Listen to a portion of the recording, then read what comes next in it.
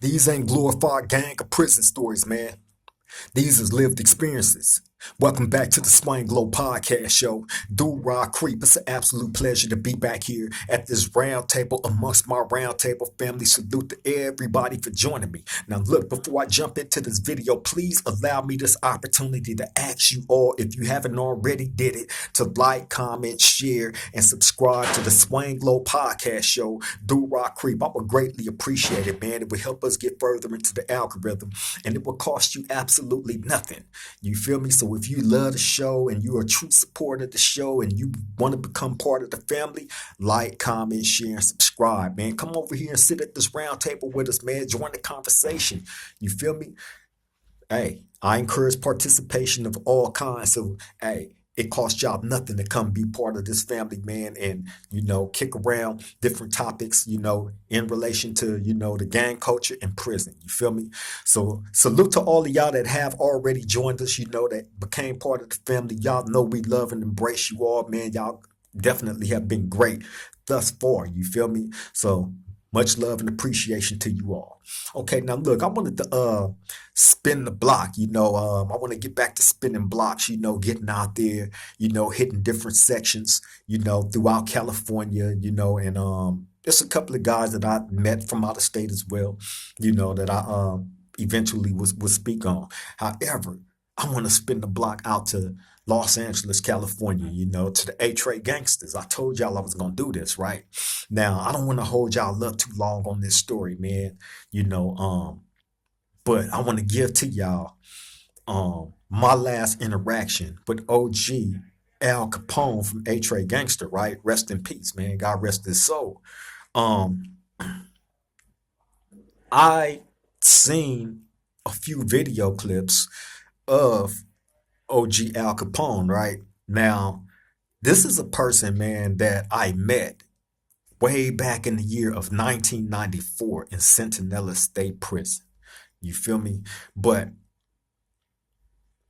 I seen a few video clips of OG Al Capone out on the streets. You feel me? And I remember looking at the interview that he was doing with his nephew, Lil Sody, right? I mentioned this the other day in the other video that I was doing, right? And I remember I couldn't remember if it was Lil Sody or Baby Sody. It was Lil Sody, and this was OG Al Capone's nephew, another reputable guy from A-Tray. I didn't have the opportunity to meet Lil Sody. However, I've heard nothing but great and wonderful things about him. I actually ran across a couple of things on my timeline that it was his birthday the other day. You know what I'm saying? So shout out to the A-Trade gangsters, man. Rest in peace to Lil Sody. Them was horrible losses. And again, like I said, I ran across these video clips of Lil Sody and OG Al Capone. And I got hit with all kind of different emotions. You know what I'm saying? Because for one, OG Al Capone was locked up for a long time in prison. You know what I'm saying? For a long, long time, man. And seeing him free on the streets, right? That's where I got the joy and the pleasure of actually seeing somebody that I know that was incarcerated for a long time, man. And when I tell y'all the story, you're going to see why seeing him free like that meant so much to me. But then to get hit with that was short-lived, because shortly thereafter, he passed away in a horrible car accident. Unfortunately, him and his nephew, Lil Sody, right? Rest in peace to them, man. After OG Capone fought so long to get his freedom back, and I'm pretty sure he lived his life to the fullest once getting back out there and having the time that he did. He probably lived to the fullest. However, knowing how bad and how much, I know how much that freedom meant to him. I know it, right? I know it.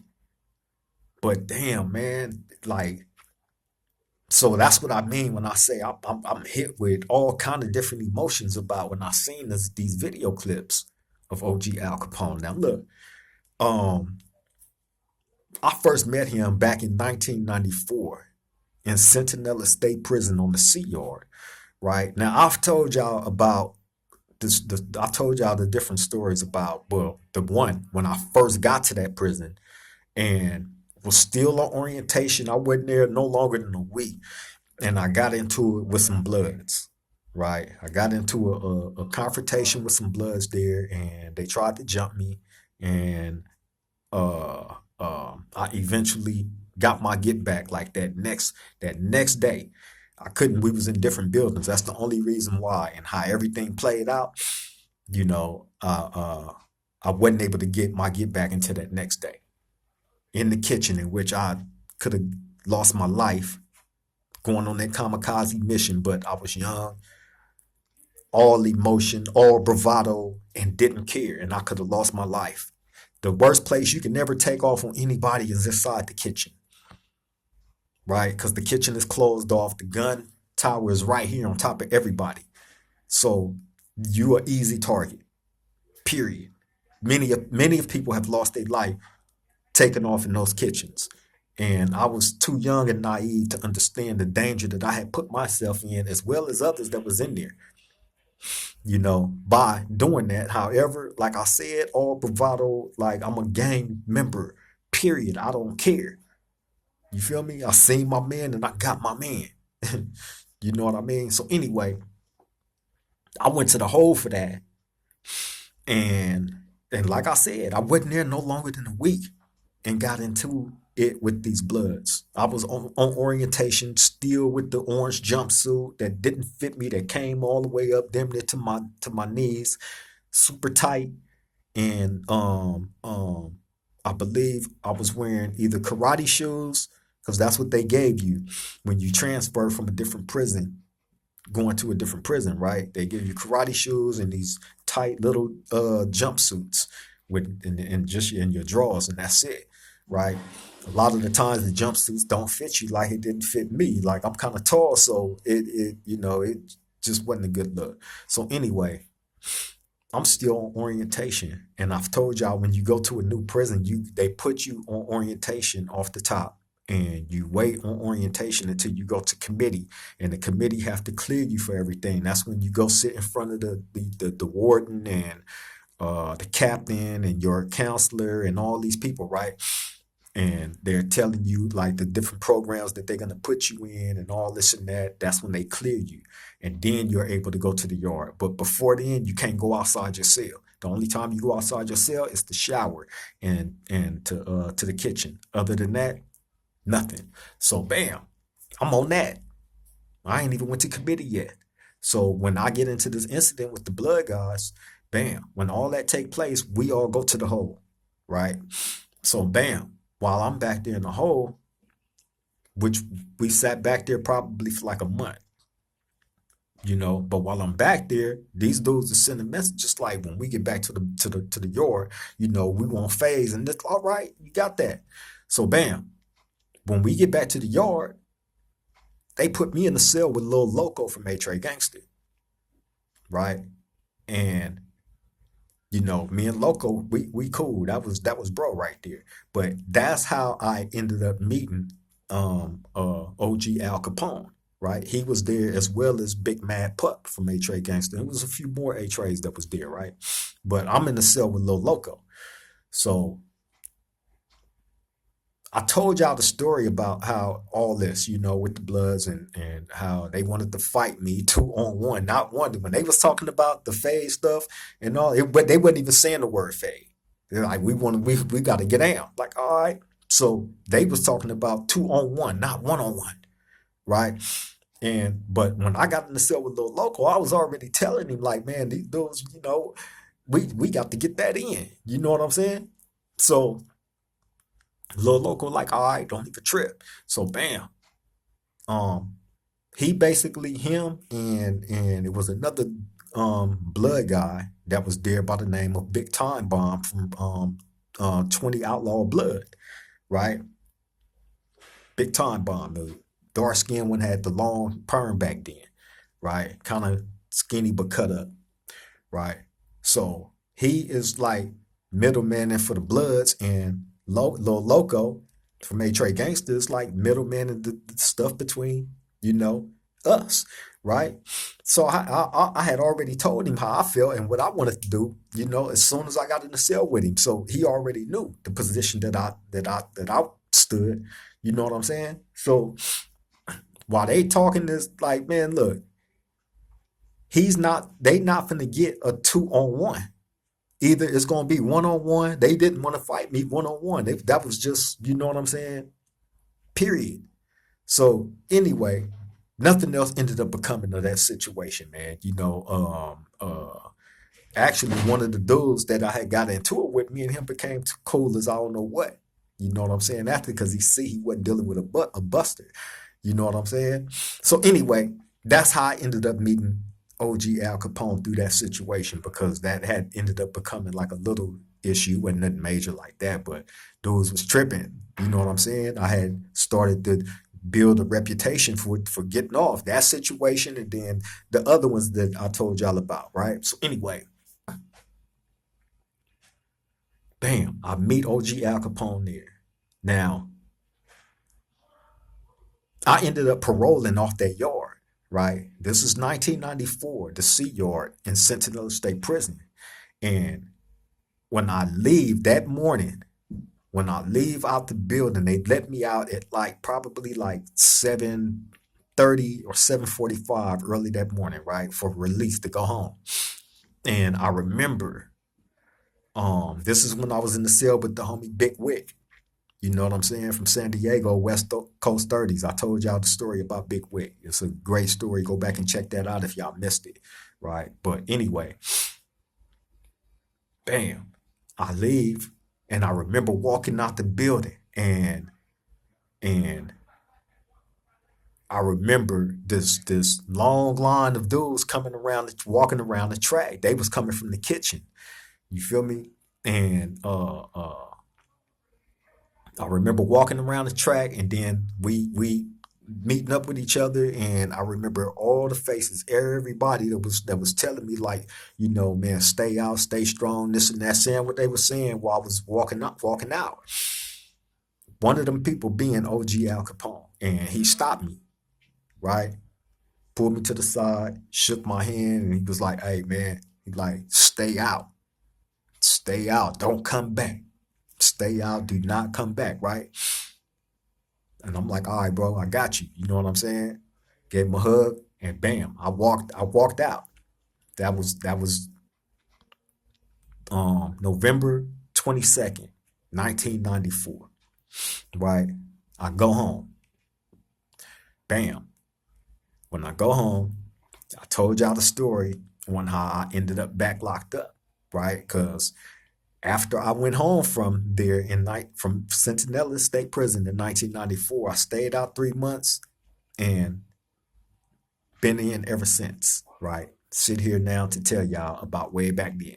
So anyway, when I get locked up and I come back, fast forward from 94 to when I get back to the pen, when I get to Salinas Valley, that was probably like the end of 96, probably January of 1997, right? When I get to Salinas Valley, Sea Yard, bam, OG Al Capone is there. He's in the cell with a guy that was from my community by the name of Rocket.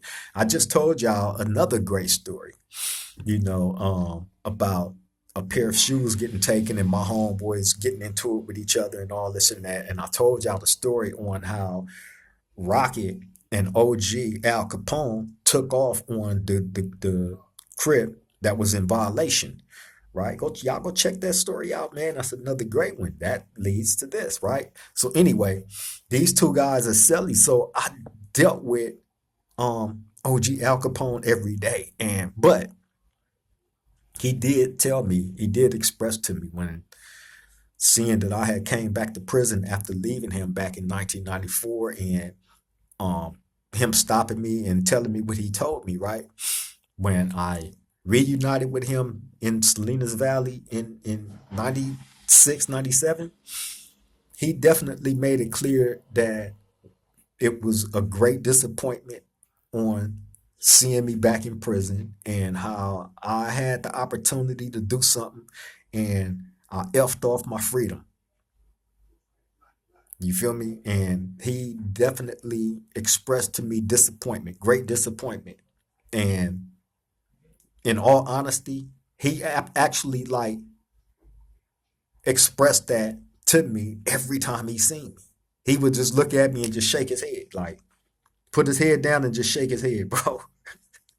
Right? But he still dealt with me, but he made it known like you stupid. Period. Cause he told me, we had a conversation. He told me, he was like, man, he said, all these years I've been in prison fighting to get out, all these years. And you actually got out, did whatever, and you back and you got all day, you got life. He'd just do that and just put his head down like, man, right? And he would tell me, like, ain't no way. I get out, man, ain't no way. As hard as I've been trying to get out, fighting to get out, after all these years, you feel me? And yeah, man, he definitely made that known to me. Like it was a great disappointment that I didn't value my freedom more and that I learned nothing. That I learned absolutely nothing. You feel me? And didn't even aspire really to learn to be better as a man. So when given that opportunity of freedom again, to make things right, you jump right back in where you left off at, but even worse, because now you felt like you conquered that and it wasn't nothing and you back. Bigger and better than ever, like the OGs that you seen do it before you. Not blaming that on the OGs and nothing because we all got the same 24 hours and decisions within those 24 hours that pertains to, if we gonna keep our freedom or give it away. Period. You feel me? So bam, yeah, man. But um he definitely let it be known, although we dealt with each other all the time. That was the big homie. You know what I'm saying? Those of us that dealt with OG Al Capone, we didn't call him OG Al Capone. We just called him Cap. You know what I'm saying? But uh uh I just remember all the days, man. He used to always be on the basketball court. That's another thing. He had cold basketball game, right? OG, I'm telling you, hey, um, it's a couple of videos of him online. You know what I'm saying? Y'all just go look up Lil Sodi and it's a couple of videos of OG Al Capone online. Go look at him, right? That dude that y'all see right there, I promise you, got major, major basketball game, right? Major. He used to run circles around me, right? I used to be like, God damn, him and Big Smoke from A. Trey Hoover. Shout out to Big Smoke, A. Trey Hoover, man. You know what I'm saying? It was a lot of reputable G's that was around me that I had the pleasure of meeting and having these type of interactions with that I had a lot of respect for because, you know, they had everything that I aspire to be, even to this day. Stuff that I'm still trying to work towards of adding to who I am as a man. These dudes was far beyond in their wisdom and everything, man. You feel me? But the very last time I seen OG Al Capone was in New Folsom in 2000. I had got there in 2005, right? And I remember the first time after going to committee, getting cleared, my first yard. You know what I'm saying? Now, when you get to a prison, people find out that you there. They know if they know who you are. Bam, like They gonna show up. They gonna let it be like, what's up, bro? They gonna come greet you and all that, right? So bam, the first yard I go to, everybody that knew me, they coming up to me, you know what I'm saying? Dapping me up and all this and that, man. And I remember, right? OG Al Capone walk up to me, right? You know what I'm saying? He walk up to me, he look at me, right? He say, he said, come here, man. Grabbed my hand, gave me a hug. You know what I'm saying? Then he looked at me. He said, look, he said, I love you, man. I got love for you. You the homie and all that, right? He said, but man, every time I see you, it's gonna always come to my mind that last time in Centinela that day when you was going home. I watched you walk out that gate and you told me that you was gonna go do this and do that. You know what I'm saying? And I have to see you now with all day at another prison. He said, so look, from today on, I'm not saying nothing else to you. Right? So I'm like, for real? He's like, nope, I ain't saying nothing else to you. He said, I want to go home. I'm going to value my freedom. He said, it hurt me too much to see you back in here. And you had the opportunity. It hurt me too much. So, nah. I thought the conversations that we had way back then, you know, would help you. But no, ain't nothing I can say that's going to help you now. Nothing. He said, but I love you though. Gave me another hug and he walked off. So for the time that I was there, right, we didn't talk no more. So that was 2005, right? Fast forward to like recent, you know what I'm saying? I look on YouTube and I see these videos of him and he's free. And I see like how happy he is and appreciative of having that freedom and actually having his nephew, you know, who's who was on fire doing his thing. Loved and respected. You feel me? And just seeing the happiness, man, like somebody that deserves his freedom. And it taken horribly. That was a horrible loss. That was a horrible loss, man. You know, again, shout out to the A-Trades. Rest in peace to Lil Sody. Rest in peace to OG Al Capone, man. I just had to give that story because, you know, as I tell y'all these stories, man, you feel me? Y'all got the gift from the losses, the horrible losses, you feel me, of somebody that done all that time in prison and was blessed to be able to get their freedom only to have that freedom cut short by losing their life. Tragic, tragic, tragic, man. So shout out to the A-Trade gangsters, man. Rest in peace to Lil Sody again. Rest in peace to OG Al Capone, man. I just wanted to drop that little short story on y'all. You know what I'm saying? Spin the block out to the A-Trays, you know, show them some love, get them some shine, get a homie some shine, you know, rightfully so. You know, I'm almost positive like that's gonna continue to happen, you know. So when I seen these video clips and celebrating Lil Sody, I'm like, yeah, I got to tell that story. Got to. You feel me? So, you know, much love to them, man. Shout out to the A-Trade. Shout out to their whole section. You feel me? On that note, I'm finna get up out of here. Like I said, I didn't want to hold y'all too long. You know, just drop that little jewel on y'all on the round table. You feel me? But y'all take care. Y'all stay safe out there. Let the people that's in your life know how much you love and appreciate them while you can, because tomorrow's promised to none of us. Y'all take care. Stay safe. I love all y'all. Till the next time we meet at this round table. Triple gang.